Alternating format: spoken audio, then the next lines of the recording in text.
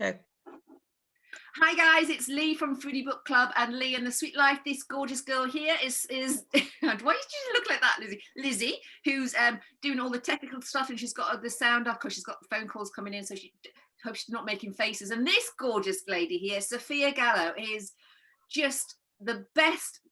I mean, I've been having chats with her behind the scenes, and she's got the biggest heart I've ever met. Tell us a little bit about Sofia and what you're doing now. Hi, and thank you for having me, Lee. And I was looking forward to this session because I always love cooking. And when I've actually started early this morning, as we've chatted about. It's just me. I'm a mom of two young girls, and what I'm trying to do through my food is to teach others how to cook classic Italian dishes, the one that I grew up with. And as you will see today, we're going to make a classic dish, which is a risotto. So a little bit of background, how did I get into food? I took on MasterChef just because you do. Yeah, just because you do. My friend kept on telling me for 4 years to apply for MasterChef. And I didn't. I always put it, no MasterChef, no MasterChef. And then what happened was last year during lockdown, I lost 2 jobs, and I said, I'm going to give it a go. And I went straight through the stages until onto the show, and it was wonderful. It was such a wonderful experience. From there, cooking classes, I'm going to start to a local cookery school in Milton Keynes as well. Cooking virtually. I've been virtually all over the world, Brazil, Japan, you name it. I have some people from China at the end of May. We're going to do something together. And yet I've just launched my book. Yes, Lizzie, this is what I wanted to tell you. The book, I saw it. Am I right in thinking I saw the cover of it, or am I just imagining that? No, you saw the cover. You saw the cover of it.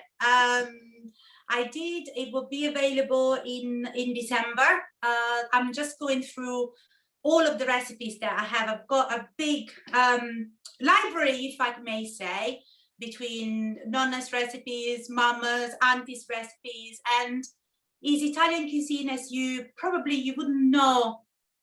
You wouldn't know it now unless you went to a little village and you were a guest in someone's house. So less ordinary Italian recipes, let's say so. Yeah. See, this is what I need to be thinking about, Lizzie, how to get that book out to the masses, because it's going to be awesome. Tell me what you're cooking today for us, because I'm so excited about this. Yeah, today, so we're doing a mushroom risotto. So as we go along, you're going to be seeing the risotto is very easy to make. I will explain a couple of techniques as we had it, as I've seen my mother doing it all the time, to be fair. Also, you publish the ingredients, I suppose, and we're going to go with a vegetarian option. And I'll tell you how this could be a vegan option as well, just in case somebody doesn't want to use butter.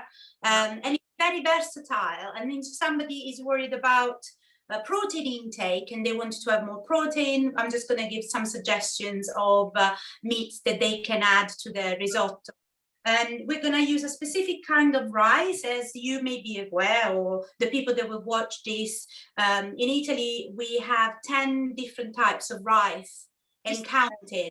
Just the 10. Just the 10. Yeah, just the 10. And there will be some more. I think there's about 40,000 species all over the world. And they're always finding new. Part of my father's family, they live up in Tronzano, which is in Vercelli, is the area where the rice in Italy is cultivated. And I'm going to use a risotto rice, which has been cultivated properly for risotto. But if somebody is making a risotto for the first time, I suggest to use carnaroli, which is a different slightly shape of rice. Is a little bit longer than normal rice, than arboreal. It keeps the cooking better, and also it doesn't overcook. And the cooking time for a risotto is literally 18 minutes. suppose nothing. Shall we get on with it and we can talk while you Yes, absolutely. So what we're going to do, because these rice, you can use either dry mushrooms or you can use frozen mushrooms, as I'm going to be doing today. So I'm going to use frozen mushrooms I had in my freezer. I love leftovers. As you know, I'm always there to use leftovers anyway. And what I'm going to do, I'm just gonna chop finely a shallot. Okay. I prefer a shallot instead of onions because they're really mild and they cook pretty quickly. So, and then we're gonna go and we're gonna start with the cooking of our mushrooms. Okay. Well, you get on with chopping and everything like that, and while you're cooking, I'll just keep asking you questions, and then okay. Yeah, that's fine. I will keep on going. Yeah, keep on. The one I wanted to ask you first, though. The rice you've just, is that family rice? Because that's the same name as you. It's not family rice. Just checking. We just happen to have the same surname. Just checking. Yes, it's like I've got a vineyard maybe in California, Gallo wine, so it's the same. Who knows? Who knows? All related after all. So in terms of what I'm doing now, I'm going to add, this is my oil though. This is the oil from Italy. So I'm going to add to a heavy bottom frying pan because it's a one pot wonder, this dish. So we don't need to boil the rice and then add the mushroom. A good 2 tablespoons of olive oil. And I always cook everything on medium. And then what I'm going to do, the garlic, I'm just going to crush it under my knife without peeling it. And we call it in Italy, we call it in camicia, with a shirt on. So what it does, you still have the scent of garlic without being so pungent. Yeah.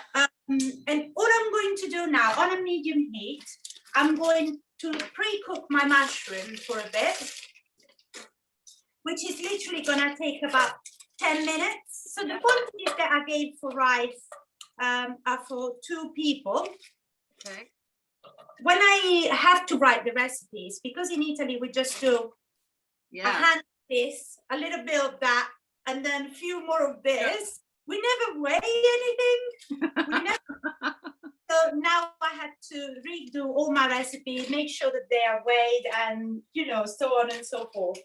So all we're going to do, we're going to wait for the mushroom to be partially cooked. So they don't want to be cooked as a whole. And then we're going to start with our rice. So in terms of risotto, this can be done with either porcini mushrooms, or if you had any cut mushrooms at all. I like the frozen one because it gives you a variation of flavors of mushrooms. The classic is a porcini one, and you can find them dehydrated. Oh, so, dried in the things. Yes. So if you use the dried mushroom, I always use water and milk. So 3 parts of water and 1 part of milk, warm, to hydrate them again. Then I'm going to drain them, sieve the water, and use part of the water in the cooking process. So it depends, whichever works for the home cook.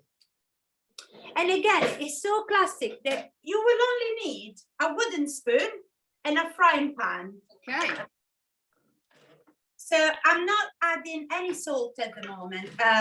Risotto classically is done adding stock, either chicken stock, vegetable stock, beef stock, whichever. And because I'm using chicken stock today, but for vegetarian veggie stock, it's fine. Okay. I'm not using any salt at the moment because what we're going to do with our risotto, we're going to mantecare as well, and then I'll explain the process of mantecatura after. So I'm always skipping. I'm just going to see if you can see. Keep it down a bit more. There you go. Look at that. That's it. Oh, there's a money shot there. Yes. So they will release a little bit of the water. But then keep faith because we're using a pan and it's wide. The wider the pan, the quicker the water will evaporate. Yeah. And again, the surface is going to be, as long as it's a heavy bottom one, it's got a little bit of a rim. You can use the same pan. Once these mushrooms have been slightly cooked for about 5 minutes, yeah, I put them aside because we're going to add them later to the risotto. Okay. And in the same pan, we're going to add butter and the shallot to start soften. I don't use salted butter for the same reasons. It's because I want to be able to season my rice as I prefer. Yeah. So I'm taking what I'm doing now. I'm removing the mushrooms until later. Okay. So I'm just going to pop them aside. I'm just going to do it here. And then in the same pan, I'm going to add some unsalted butter and the shallot. So you've also got all of that mushroomy goodness in there as well. Yes. Yeah. Good flavor. There we go. So you leave the mushrooms there being cooking there. They're all going to stay there. Yeah. You can also do them if you like foraging and you know your mushroom, you can do that. Absolutely, that's not a problem. Oh, we love porridge. So I'm just going to add about 20 grams of butter again. I wouldn't tell you. Now I know there is about 20 grams, but it's about 15 to 20 grams in the pan. Yeah. In it goes the shallot. We're going to use some more butter later for the mantecatura. And again, we're going to wait for the shallot to become translucent. So it goes from a pink to a see-through color. Yeah. And when this is ready, we're going to add our rice. So for 2 people, we measure 1 hand and then another hand. Normally, 75 grams. And for those people who don't understand the hand thing, like, you know, it's on our website. Yeah, a portion is about 75 grams. Yeah, exactly. It's on Lee and the Sweet Life. All of Sofia's ingredients and method and everything's on Lee and the Sweet Life. I literally posted about half an hour ago, so it's up there. And all the links to Sofia's Instagram and Twitter and everything like that is on there as well. So you just have a look on there. And this recipe's there with a fabulous picture, actually. She said, oh my God, it's delicious. So we've got, can you tip the camera down again so we can see what's going on? So I'm just going to take the camera now. Yeah. And let's just see what's going on here. Oh. The batter is cooking the shallot. The shallot color is gone translucent. And then what we're going to do now, I'm going to add my rice. 1, 2. Fabulous. For those, give it 1 stir, just a little bit. Coat it in all those great juices. Yeah, and then I won't touch it anymore. So I'm going to let it toast. Okay. While this is toasting, I'm going to pop my kettle on. Yeah. And the reason we do so, it's because when we pop the stock, we don't want to shock the temperature of the rice. So we want to keep everything at the same temperature. Yeah. If you like wine, this is a good time to use the wine now and then let it steam off. Or Sophia, just pour yourself a glass and, you know. Yeah, and just forget about the rice. Just stick the straw in the bottle. That's what I say. Yeah. Apologies to anybody who can hear my dog. She's not dying. She's actually nicely in her nice space with her something to nibble on. That's very safe. And she's just having a tantrum. So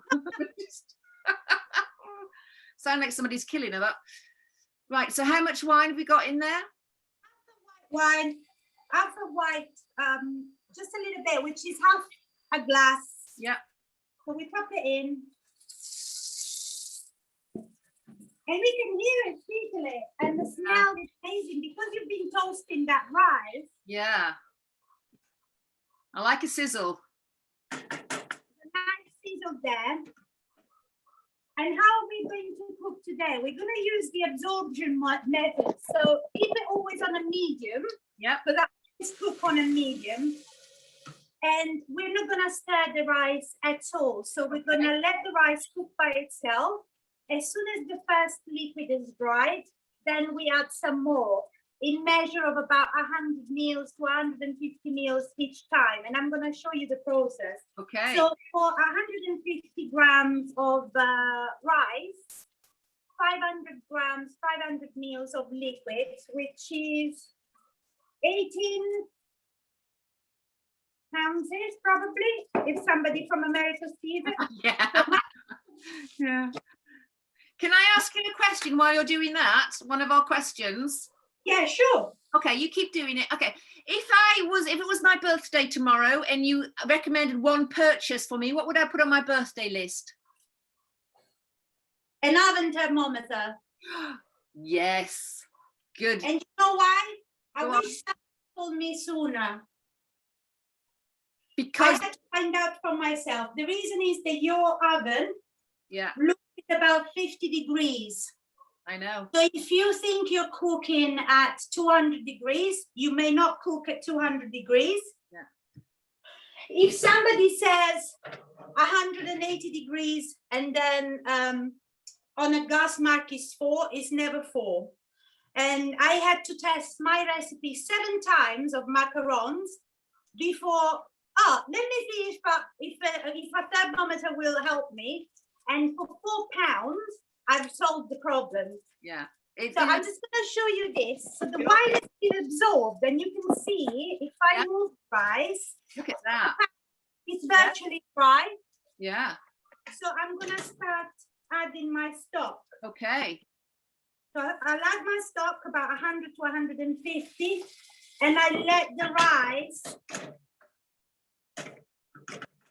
nice absorb all that liquid so it cooks by itself. You don't have to stir it, you don't have to go. This is a contentious thing, isn't it, Sophia, about stirring a risotto and not stirring a risotto? Because a lot of people go, you've got to stir, get the starch going, get it all creamy, but you're saying completely the opposite. Yeah, I don't do it. So there is a dish in Italy which is called Peachy and pepe, right?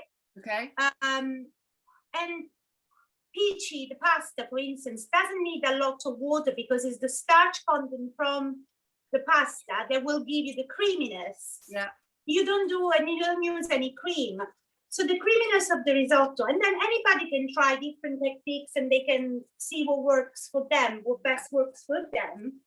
But it's the butter at the end and the cheese and the way it's turned that gives the creaminess. Now, the butter has to be cold at the end, and if you don't use butter, you can use olive oil if you're vegan. And the reason why it has to be cold is because you want to shock the rice at their temperature. Okay. And we call it mantecatura, which is the action of turning the dairy into cream. It's the same as the ice cream. Yeah, got it. Okay. So the ice cream in Italy is done in a machine called manteca, and it's the same as a cheese.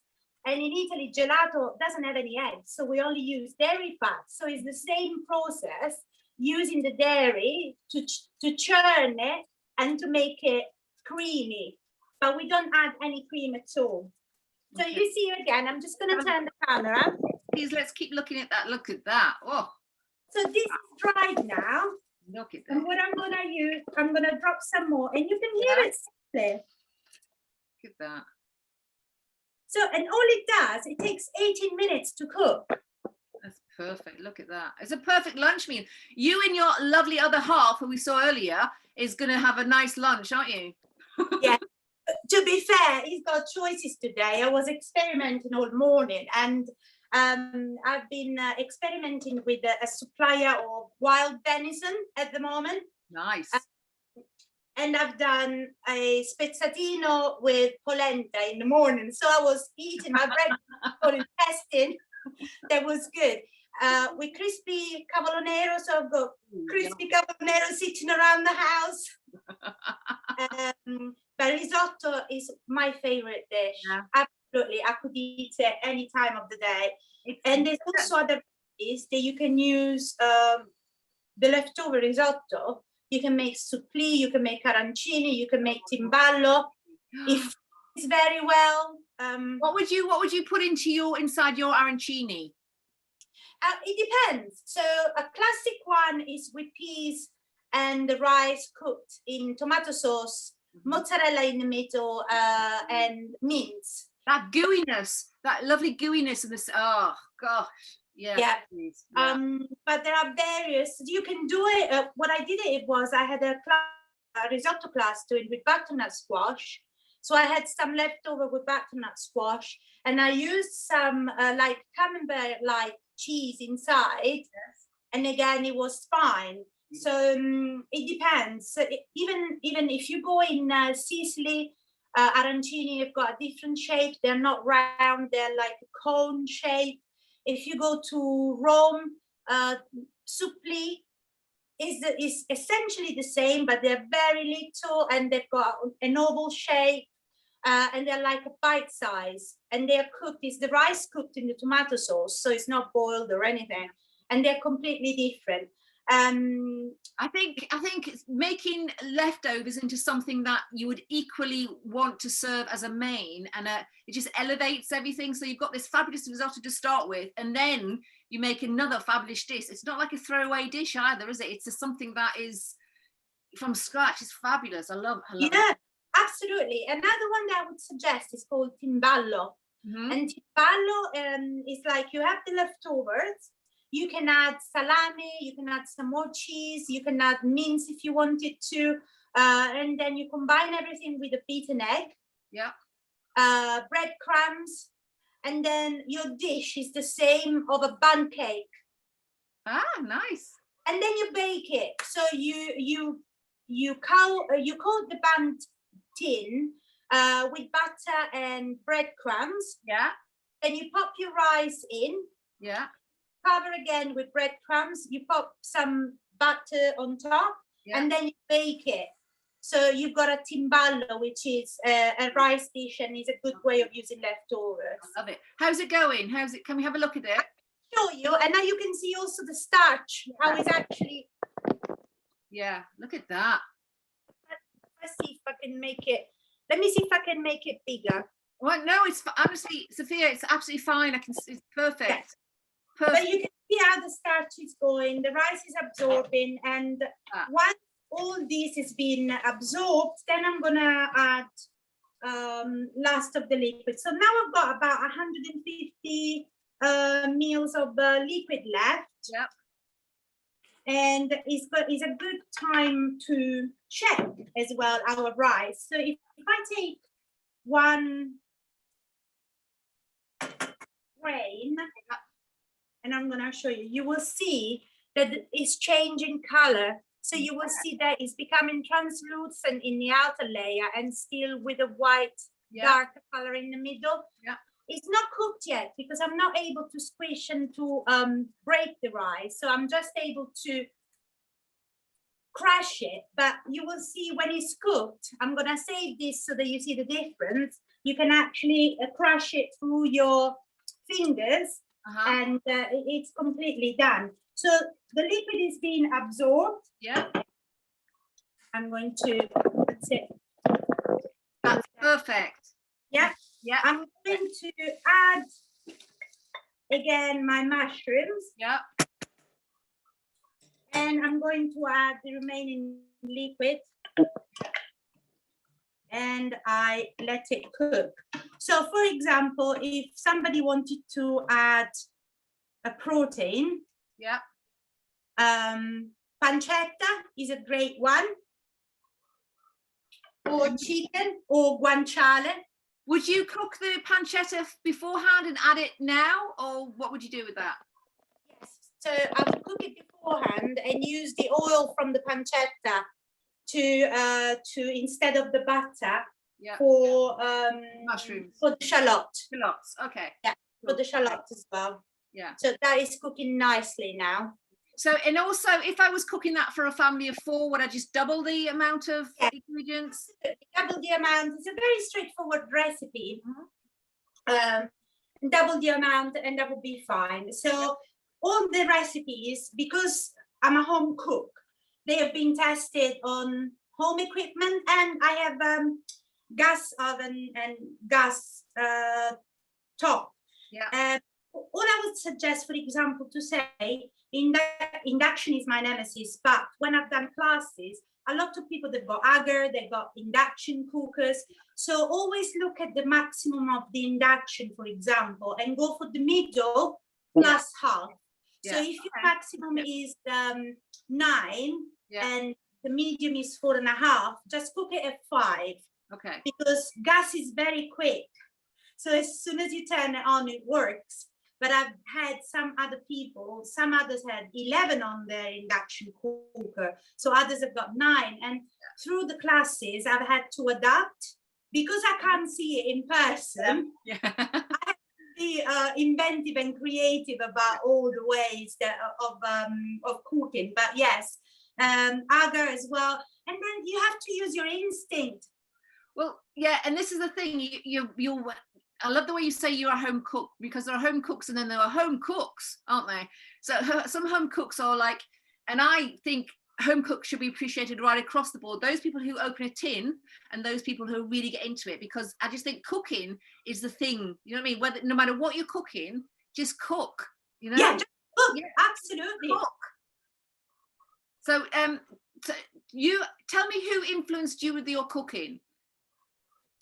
Oh God, I think my nonna and mom, we see them cooking from a young age. I mean, I think it's tradition more than anything. But I've always been curious to try new things, probably because I've been traveling for work around the world. Yeah. I was in Singapore, Indonesia, Malaysia, Germany. So when in my 20s, I've been around. And I've always been probably, how do I say, an explorer. If you like, I've always tried new things, but my influence, I've seen my mum and my nonna cook. This is what I wanted to get to, because you talked about your recipe book before, and they are, definite influences from your mum and your grandma. I love is it Nonna? I love that name. So what's the very first dish you can remember seeing, smelling, tasting, cooking? Okay, so the first dish, actually, it was when I started nursery. And do you know why? There has been the same cook, I think, throughout probably 20 years in that nursery. The pasta asciutta that we call, which is just a simple penne with tomato sauce. The smell of the tomato sauce is with me. If I went there now that nursery is still the same. That's what you can remember. Still the same smell. Those are the memories that keep us going, aren't they? Those are the memories that just bring life and love to us. Let's have a look at your risotto. I'm desperate to see this risotto again. Yeah. So look at the risotto now. You can see that it's been totally absorbed. Yeah. What I'm going to do now, I think I saved it there. What is so you can see that if I move the pan, there's virtually no liquid at all. Yeah. But if I take 1 grain now to show you the difference from the one of about 2 minutes ago. Yeah.